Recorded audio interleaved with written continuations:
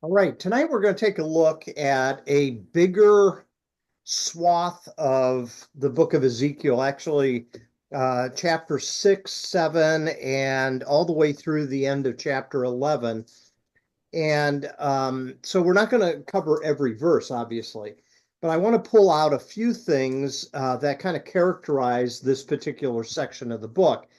And the way to get started with that is to kind of look at this particular um, literary design again. So what we're kind of finishing is tonight is the first section, chapters 1 through 11, where Ezekiel has some visions. And the most profound one we looked at was in chapter 1 of the presence and glory of God. And then we saw some sign acts that he did last week. And tonight, what we're going to look at is he is given through means of a vision, kind of a virtual tour of the temple and why God is going to bring some discipline upon his people because of the type of things that he saw were happening in the temple. By the time you get to the end of this section after chapter 11, the glory of God departs from the temple and from the city. And then that will lead to some additional parables and poems and sign acts in the midsection of the book. So, what we're going to look at tonight is chapters 6 through 11. And I'm just going to highlight some things along the way. So, we're not going to take a look at in detail at every verse, but there are some things of notoriety, I think, that are important to understand in this section. So here's what I want you to think about. Here's some key takeaways you can look for in this section. Number one, in this literary section, there's the ongoing visionary experience of Ezekiel. He's given spirit empowered eyes to see the reality that his contemporaries are unable to perceive, and that is the temple has been corrupted. Secondly, we'll see that God is showing Ezekiel that the temple has become anti God and anti Eden. And then, thirdly, the prophets will make this connection between this idolatry. This is not just Ezekiel's message, but it's also Jeremiah's and Isaiah's and the minor prophets as well.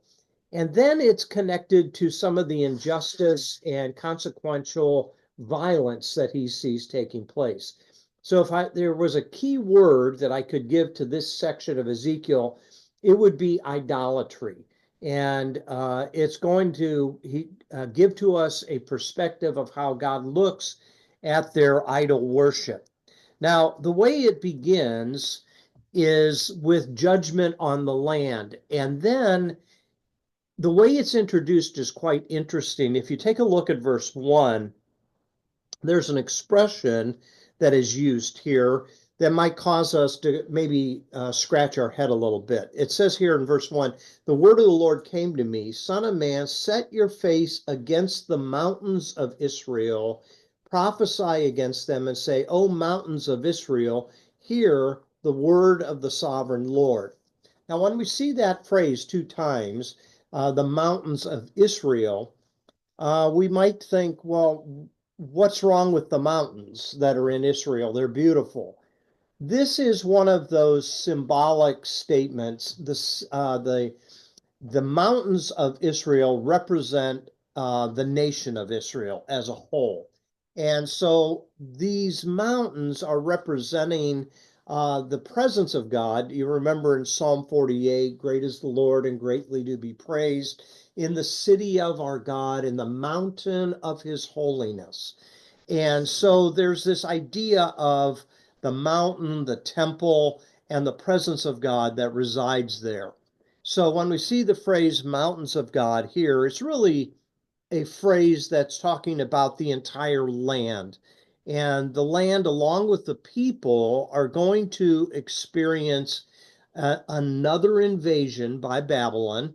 And what's going to happen is this time the entire temple is going to be destroyed. And Again, Ezekiel sitting between the first invasion and the second invasion of Babylon. It seems as though the people of God have reached a point where remediation is not possible, that judgment must come. So that's kind of the beginning, and it's in the entirety of the land. Then it says here what the problem is. So when you take a look at the next verse, it spells it out. Here it says, I'm about to bring a sword against you, and I will destroy your high places. Your altars will be demolished, and your incense altars will be smashed, and I will slay your people in front of your idols. So the key phrase here is there's these wrecked altars that take place by the invasion, and he is signifying that one of the reasons for this punishment is the idolatry that has corrupted these altars that was to be a place of worship to the true God. And it says here very vividly that I will slay your people in front of your idols.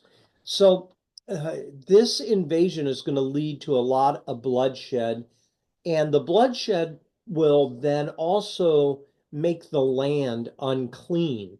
You can look at Numbers chapter 19, and you're going to find that this idea of idolatry and bloodshed that is associated with the discipline that comes with it is going to lead to an uncleanness in the land. That's an idea that appears over and over in the book of Ezekiel, actually 50 times in the book.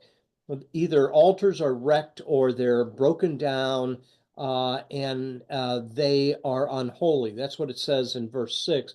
Wherever you live, the towns will be laid waste and the high places demolished, so that your altars will be laid waste and devastated, your idols smashed and ruined, your incense altars broken down, and what you have made wiped out. So the key word there in this first part of chapter 6 are the mountains and the altars, and the mountains represent the entirety of the land, and the altars represent those places where true worship to the one true God is to take place. But there are now altars there that contain idols that the people have been worshiping. So idols are this figment of the human imagination that are empowered by some type of superstition that these idols represent the gods that control everything about their human existence. And we're going to see that in a moment as a couple of things are named in this section as to the type of gods they were worshiping. Now, the other thing to notice here, as you move from chapter 6 on into chapter 7, is the violence that is associated with the land. So bloodshed and violence has corrupted this section of the land. Chapter 6 goes on again. It talks about being carried into captivity in verse 9, and then when you get into chapter 7, it says here, the word of the Lord came to me. Again, there's that phrase that was at the beginning of chapter 6. Son of man, this is what the sovereign Lord says to the land of Israel. The end has come upon the four corners of the land. Now the symbolism has changed from mountains to the four corners of the land, the idea of the compass that is in all directions. The end is now upon you, and I will unleash my anger against you. I will judge you according to your conduct and repay you for all your detestable practices. So that's the thing we have to keep in mind, that there's an association with the disaster and the detestable practices that are taking place here. So it's going to have an economic connection as well in here, because one of the things we're going to notice as we go down through the text here is there is almost the idea of the golden calf that we saw in the book of Exodus. So if you want to jump down to verse 15, it says here in verse 15, chapter 7, outside is the sword, inside are plague and famine. So that's speaking of the Babylonian invasion.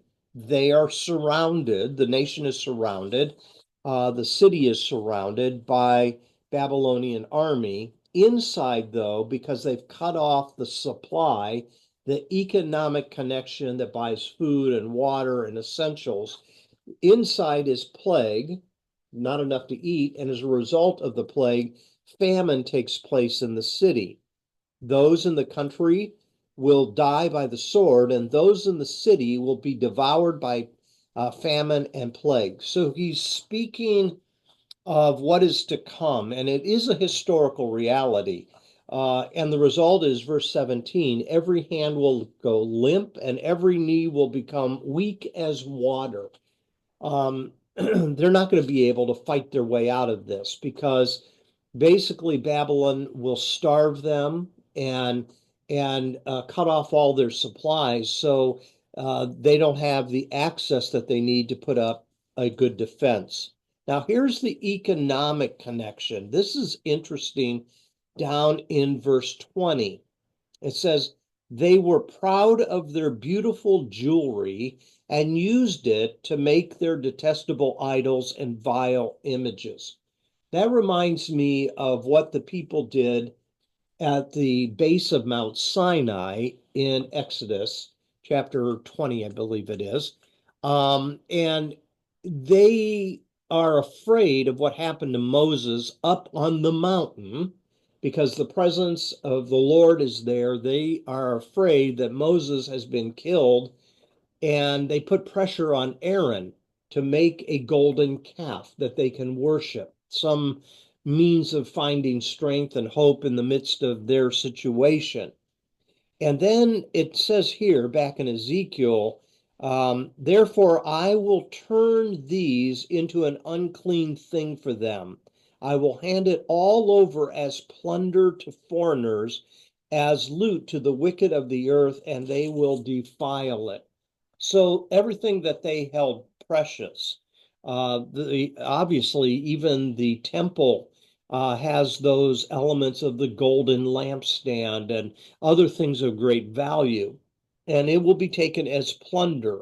And these foreigners that are invading are going to take those pieces of value back to their own homeland. Now, why? Why is all this going to take place? Verse 23, it says, prepare chains. So there's going to be obviously enslavement that's going to take place as well, because the land is full of bloodshed and the city is full of violence.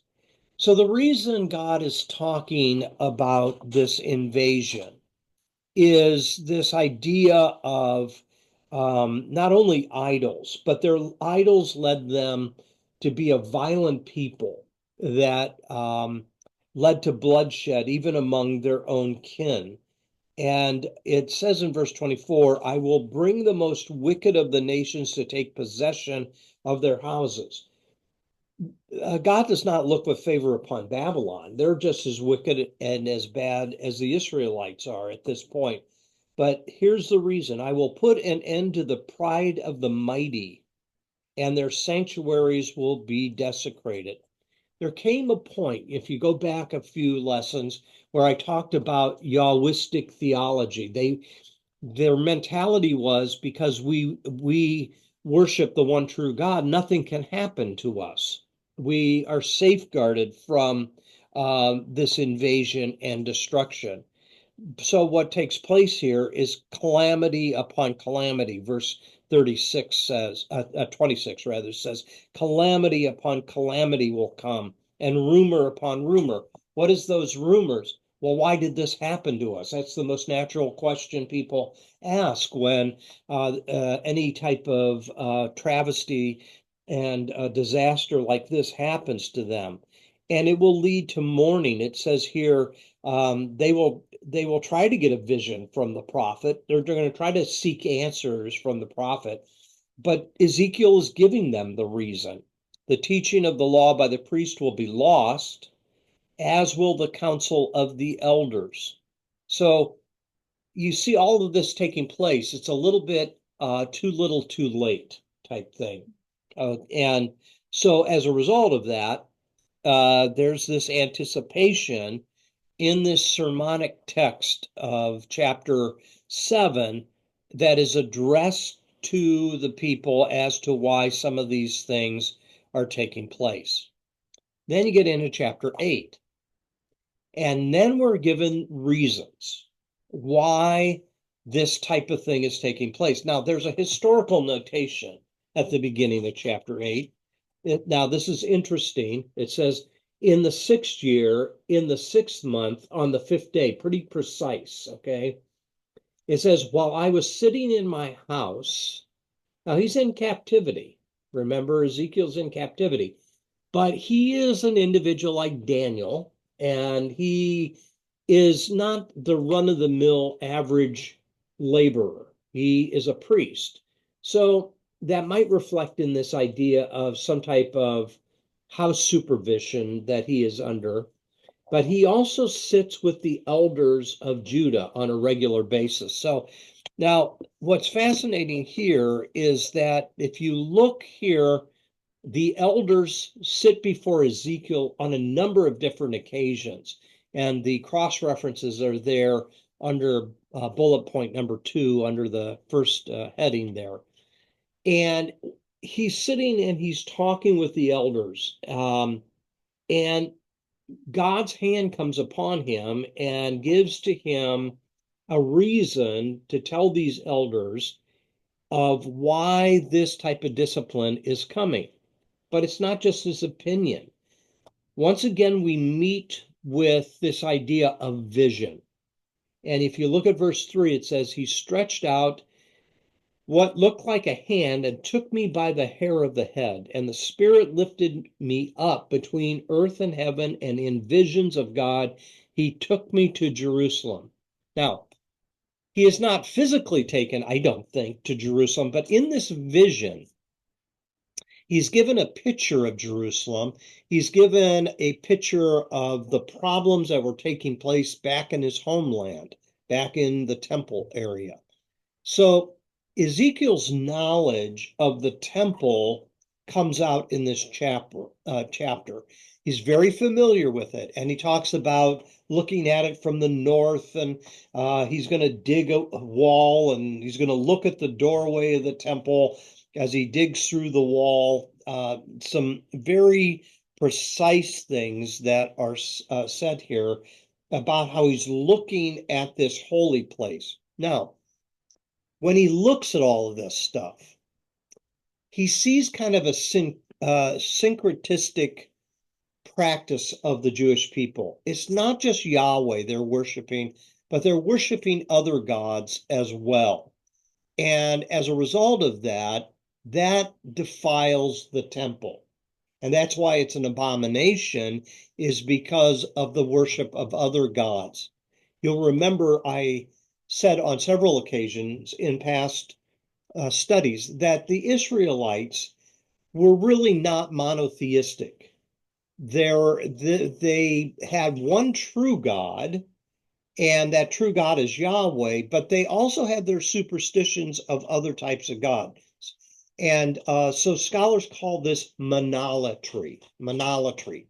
This idea of worshiping Yahweh as the highest God, but we're also going to worship these other gods, fertility gods, storm gods, those type of things, because that's just what you did in the ancient Near East. You had a god for everything that you worshiped, and you prayed that that god would give you fertility if you're praying for children, to give you fruitfulness if you're praying for a good harvest, those type of things. Okay, so in verses 3 through 18, you're finally given kind of a picture here of what is taking place. And one phrase jumps out at me here in verse 5.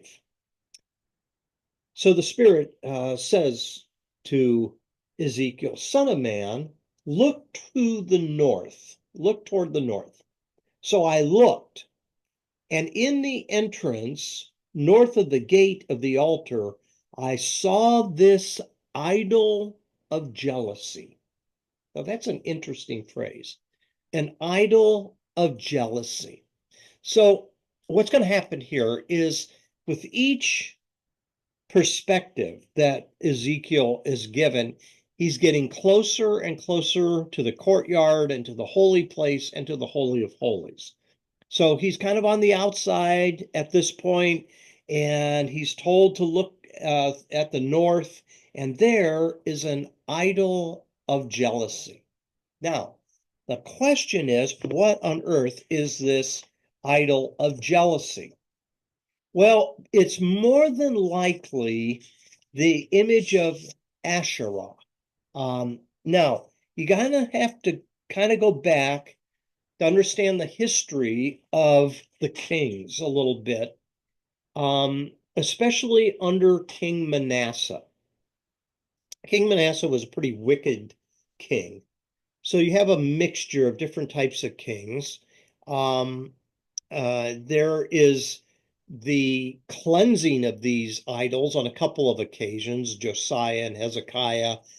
But there are these kings, sometimes by their own superstition, sometimes by the prompting of their wives or the people in their courtyard to set these idols back up. Now, if this is an idol of Asherah, we need to understand who Asherah is. She's kind of seen as the mother goddess of all the other gods. So you have two supreme beings, okay? Asherah and El, which is closely associated with Elohim, okay? The true high God.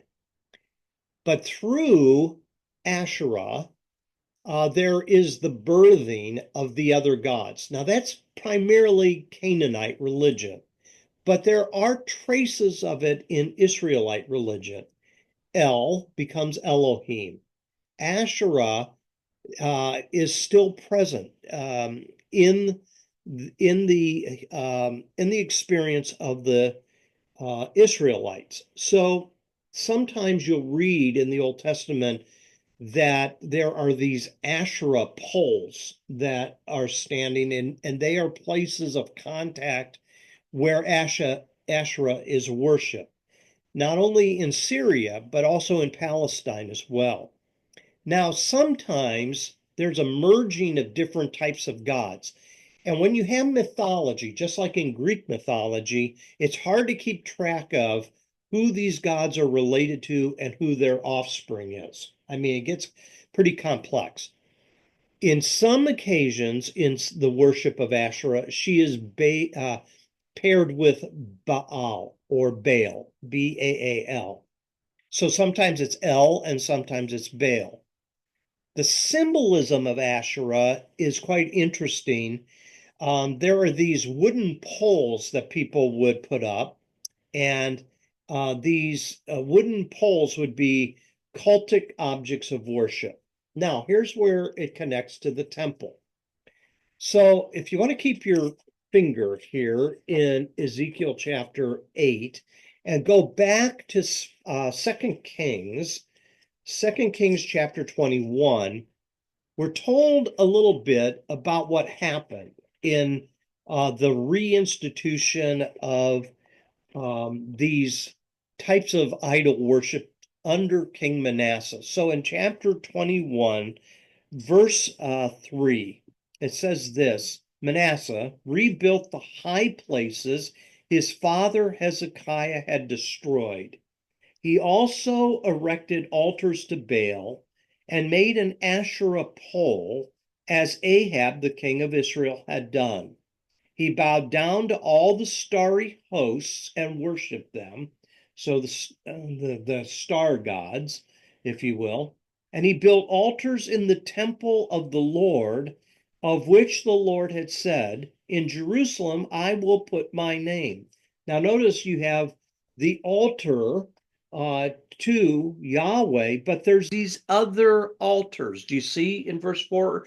It's plural. He built altars in the temple of the Lord. And in both courts of the temple of the Lord, he built altars to all the starry host. He sacrificed his own son in the fire, practiced sorcery and divination, and consulted mediums and spiritists. So it's a very occultic type of expression that Manasseh reintroduces to the experience of the Israelites.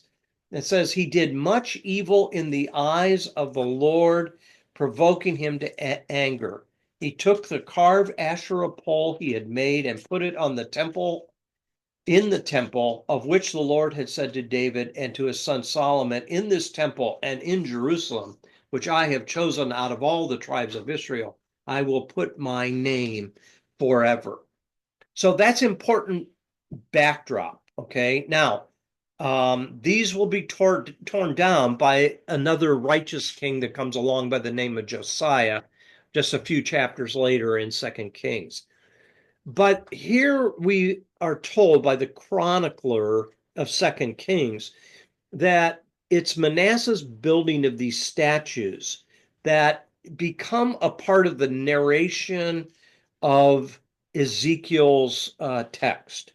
And in chapter 8 of Ezekiel, there's almost a hyperlink, not only to Second Kings chapter 21, but if you wanted to take the time to read it, Second Chronicles chapter 33 as well. This phrase, the idol of jealousy, is kind of a creative adaptation of Deuteronomy, where God is said to be a jealous God. And when people worship idols, it provokes him to anger. So, with that said, the question is, who are these gods that they are worshiping? So, there's different opinions of this. Um, Two different commentaries, one by a man by the name of Zimmerelli, argues that these are of Egyptian influence, whereas John Walton thinks they're a Babylonian influence. That's neither here nor there. They're idols, and Ezekiel sees them.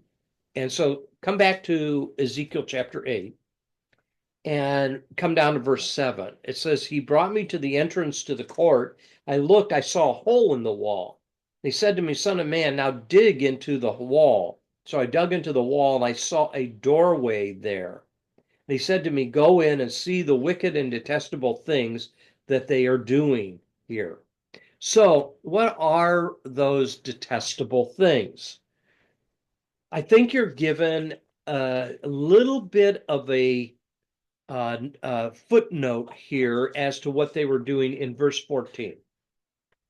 So he brought me to the entrance to the north gate of the house of the Lord, and I saw women sitting there mourning for Tammuz. He said to me, do you see this, son of man? You will see things that are even more detestable than this.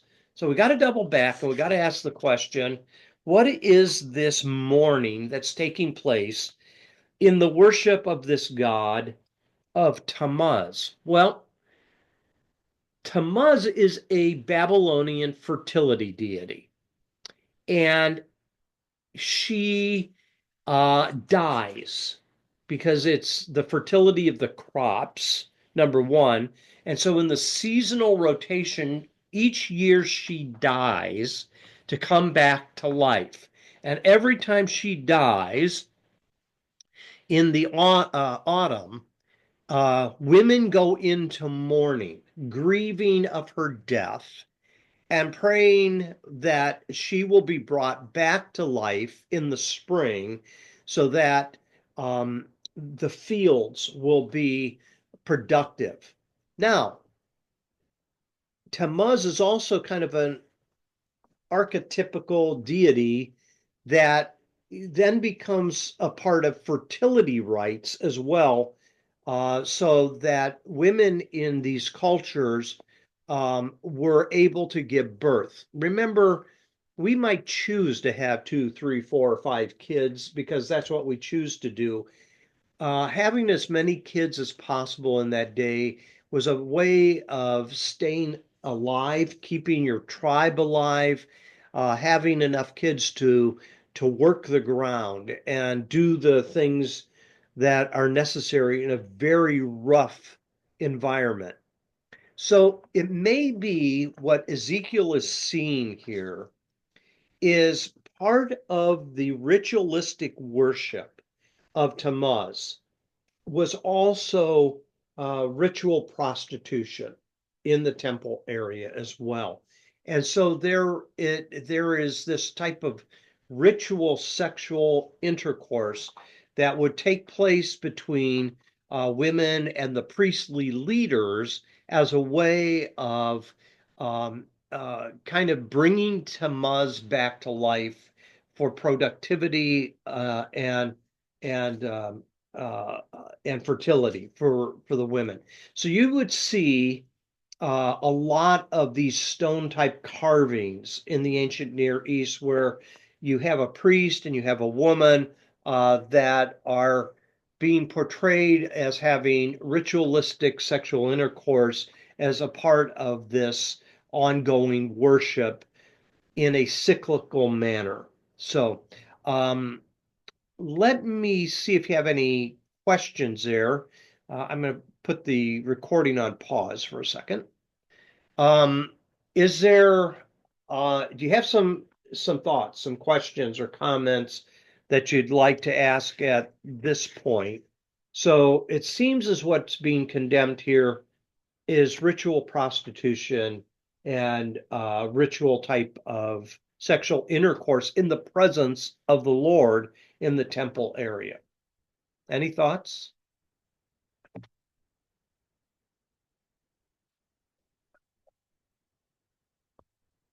Okay, if not, then we will resume.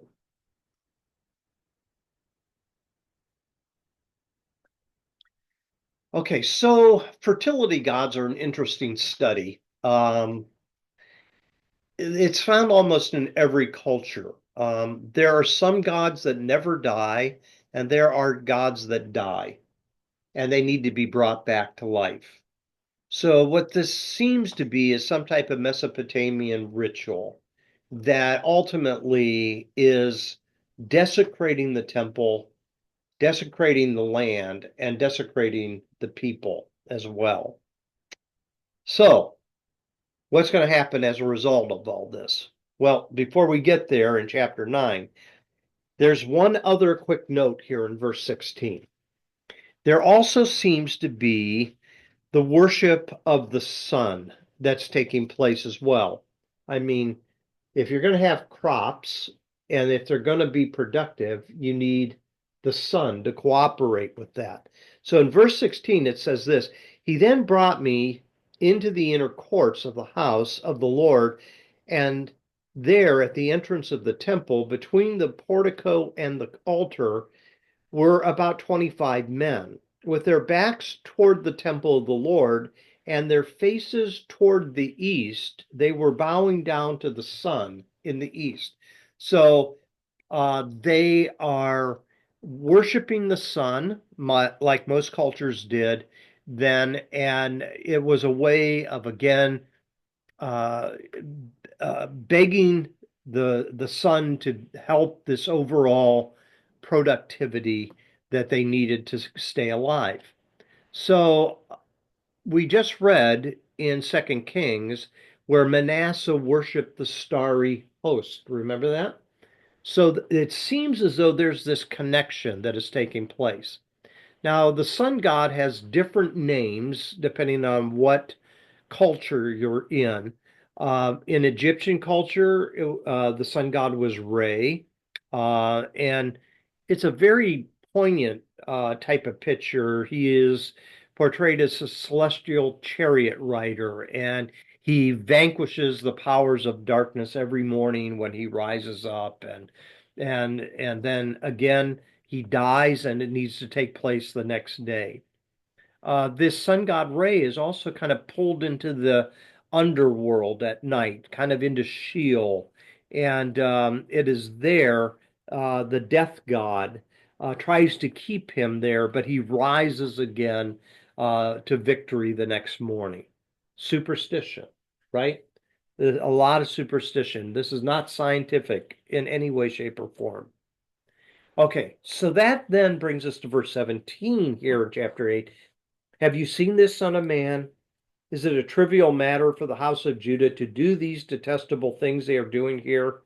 Must they also fill the land with violence and continually provoke me to anger?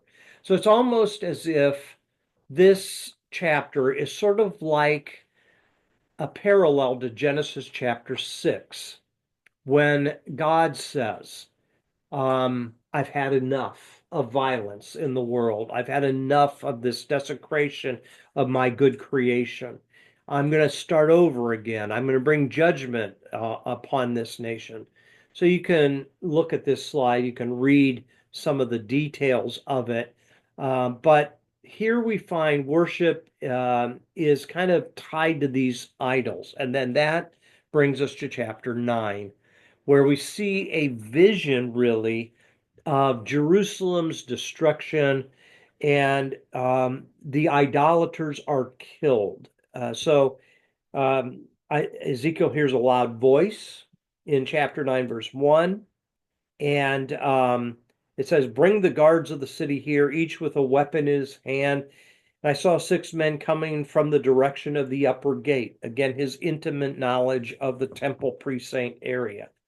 And then it tells us when you come down to verse 3, now the glory of the God of Israel went up from above the cherubim. So in the Holy of Holies, now what's taking place? The glory of God is rising from the Ark of the Covenant. And it says, he moved to the threshold of the temple. It's almost as if God is saying, enough's enough, I'm moving out. He he he has been a hurt lover. The people of God who made a covenant with him all the way back to the time of Moses, who said that they would do the things God wanted them to do, have adulterated themselves with these idols. And God says, that's enough. I'm packing my bags. I'm moving out. Now, what takes place here in verse 4 is quite interesting. It says here, then the Lord called to the man clothed in linen, who had the writing kit at his side, and he said to him, go throughout the city of Jerusalem and put a mark on the foreheads of those who grieve and lament over the detestable things that are done in it. What does that sound like? Passover, doesn't it? Where there is the mark of protection that is going to come upon the people who really were trying to be faithful in their covenant commitment to God. And so, what we see taking place here is God is going to send 7 angelic destroyers to bring justice on Jerusalem. Now, it says in verse 5 here, the command is given, follow him through the city and kill without showing any pity or compassion. This sort of sounds very similar to the command to go into the land and wipe out the Canaanites. So it's a very gruesome chapter where these idolaters are going to be killed, but it's not by the hands of the angels as much as the idea of the angels overseeing the invasion of the Babylonians that are going to bring about destruction in the city. So you come to chapter 10, and finally, it says here that the glory of God is departing. He's leaving the temple area. It says here in verse 3, it says, now the cherubim were standing on the south side of the temple when the man went in, and a cloud filled the inner court. And then the glory of the Lord rose from above the cherubim and moved to the threshold of the temple. We just saw that in chapter 9. And the cloud filled the temple, and the court was full of the radiance of the glory of the Lord, and the sound of the wings of the cherubim could be heard as far away as the outer court. Then, verse 6, when the Lord commanded the man in linen, take fire from among the wheels. That goes back to the idea of the vision of God, the wheels within the wheels. And uh, and here it says that one of the cherubim reached out his hand to the fire that was among them, and he took up some of it and put it in the hands of the man in linen, who took and went out. And under the wings of the cherubim could be seen what looked like the hands of a man. Again, this is a vision, but the meaning of it is God is and his presence is leaving the city, and there is judgment that is going to come at the hands of the Babylonian invaders. Then you move into chapter 11, and there is this continued judgment upon Israel's leaders, but there's a lot of confusing language in chapter 11, as if chapter 6 through 10 was not confusing. Chapter 11 is really unclear in terms of what is trying to be said. And here's the section that I'm talking about. Come down to verse 2. It says, the Lord said to me, Son of man, these are the men who are plotting evil and giving wicked advice in this city. They say, will it not soon be time to build houses? And you know what? It's a way of saying another invasion is not coming. We don't need to worry about it. Just go on with your life. Build your homes. This city is a cooking pot and we are the meat. What on earth does that mean? I'm not quite sure what that means. Therefore prophesy against them, prophesy, son of man. And then the Spirit of the Lord came upon me. And he told me to say, this is what the Lord says. That is what you are saying, O house of Israel. But I know what is going through your mind. You have killed many people in this city and filled its streets with the dead. Again, desecration of this sacred spot on planet Earth where God's making his presence known. As a result, therefore, this is what the sovereign Lord says, the bodies you have thrown there are the meat, and this city is the pot, but I will drive you out of it. Again, kind of unclear as to what he's talking about. Some scholars think maybe we are the meat is about the status of the inhabitants of Jerusalem that are left there. Maybe they were thinking that the people that were still left within the city would be protected because they're the choice people. They're the people that were able to survive the first invasion. Don't really know.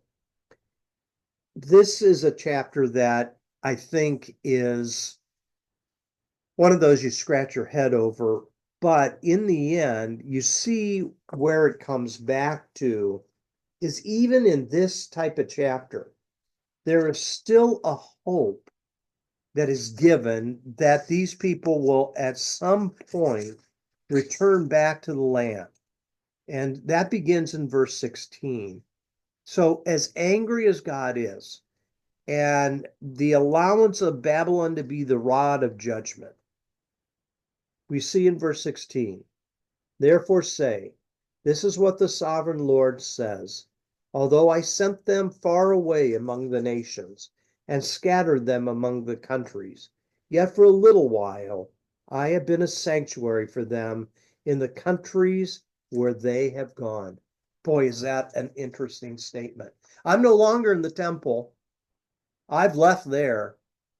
But these people that have been scattered, these people that have been taken captive, I'm with them there.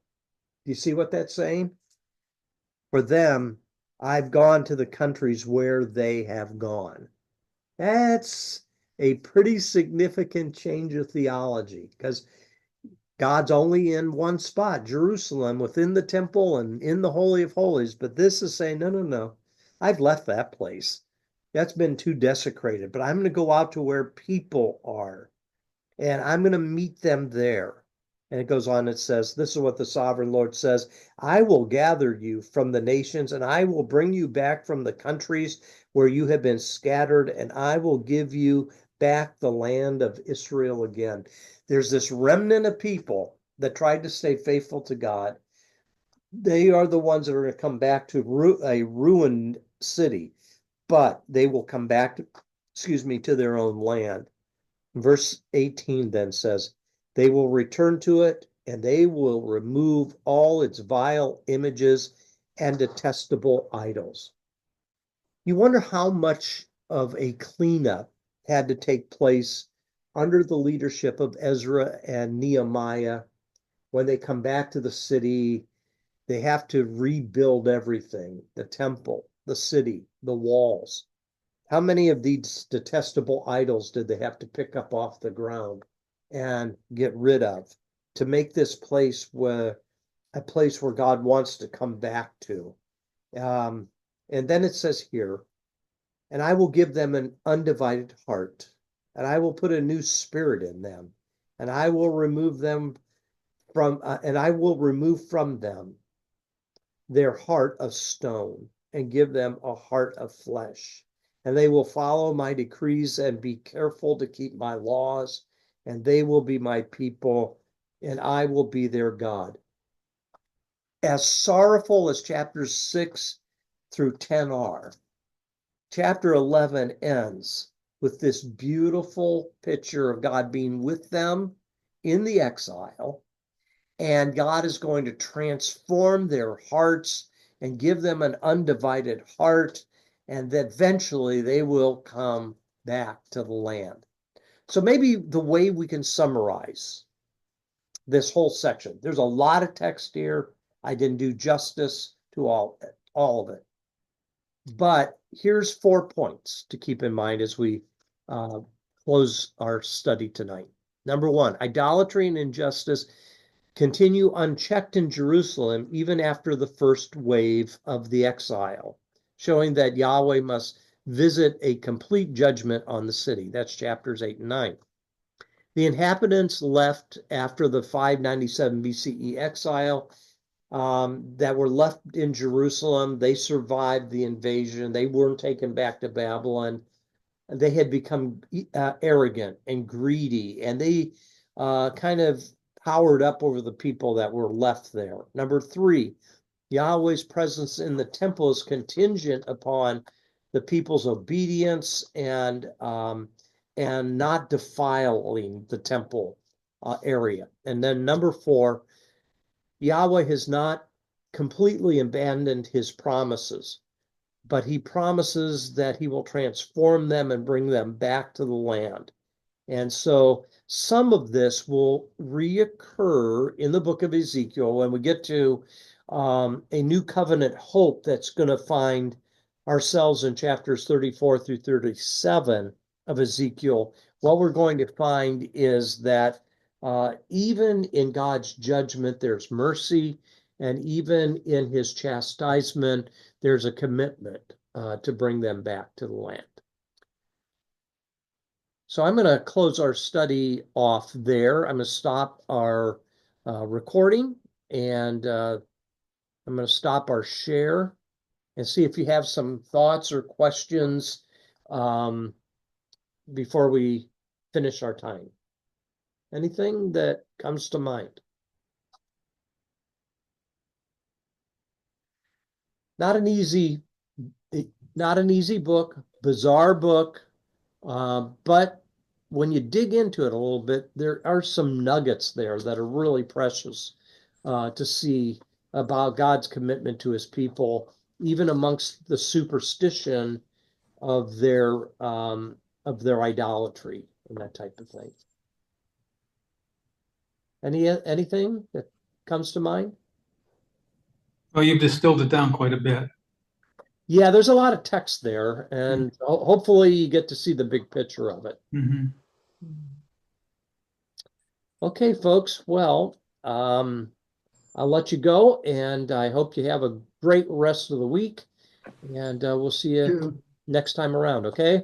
Thank you. Thanks, All right. Larry. Thanks. Night. Bye-bye. Yeah. Night. Bye.